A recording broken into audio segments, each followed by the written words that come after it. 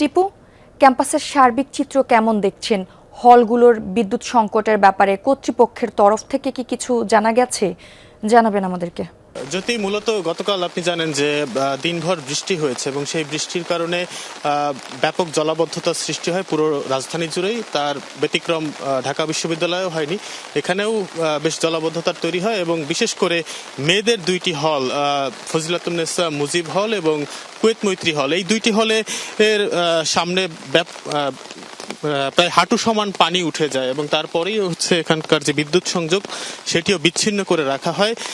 ফলে বেশ খানিকটা সময় এই যে যারা এখানে শিক্ষার্থী আছেন তাদেরকে দুর্ভোগ পোহাতে হয়। কিন্তু অন্যান্য এলাকায় যেমন পানি নেমে গিয়েছে, এখন এই মুহূর্তে আমরা যেমনটি দেখতে পাচ্ছি যে এইখানেও আসলে কোনো পানি এখন আর জমে নাই।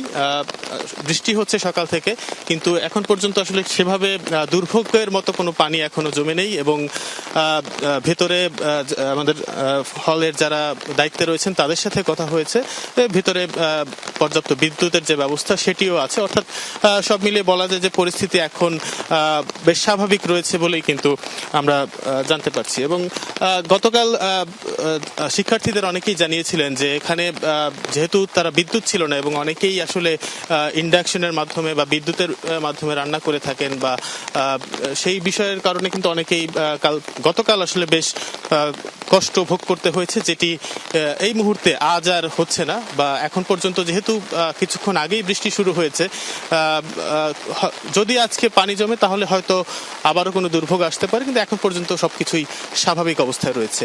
জ্যোতি। টিপু, আপনাকে ধন্যবাদ।